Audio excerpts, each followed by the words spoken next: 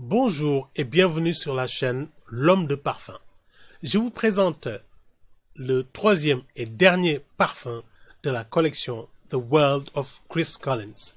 Chris Collins est un ancien mannequin très connu aux États-Unis et qui a créé sa maison de parfum.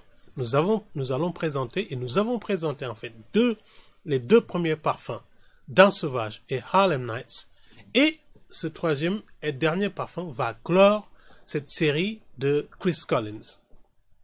Ce parfum, c'est Renaissance Man.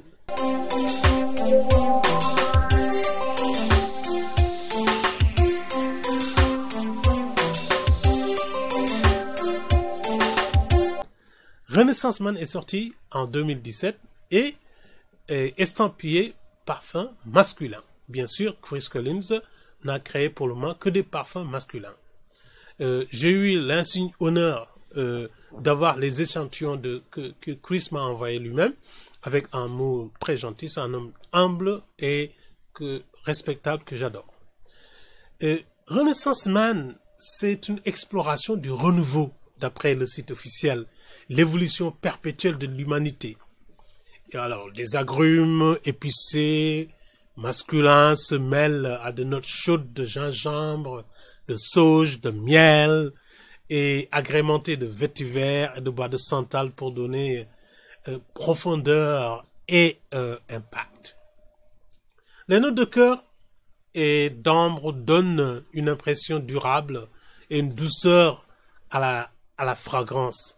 C'est une énergie rapide, débordante qui parle aux émotions, une sensation profonde et boisée, parfum oriental pour réchauffer, restaurer et faire revivre.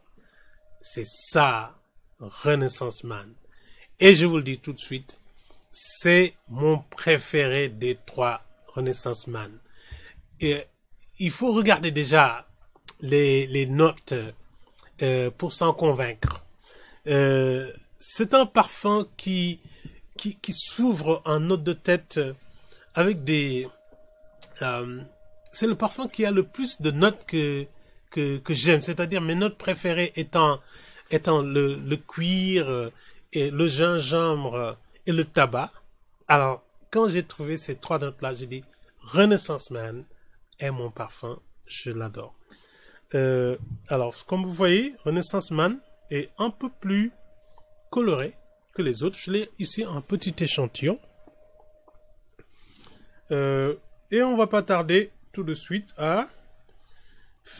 après avoir parlé des notes, alors je n'ai plus d'endroit où vaporiser, tellement je passe mon temps à vaporiser et à sentir des parfums. Renaissance Man. Waouh! L'ouverture. Personnellement, boum, le cuir. C'est une bombe de cuir. Bien sûr, on sent un tout petit peu de la bergamote, le gingembre, le poivre rouge et ces petites notes qu'on appelle notes océaniques. Vous voyez, je vous expliquerai plus tard ce que cela veut dire. Ça, ce sont les notes de tête. Et tout de suite, le cuir commence à attaquer. C'est ce que j'aime dans ce parfum. Mélangé avec le tabac. Et pourtant, les notes de cœur ne sont pas encore là. Et on a les notes de base déjà, ce qu'on appelle les notes de fond.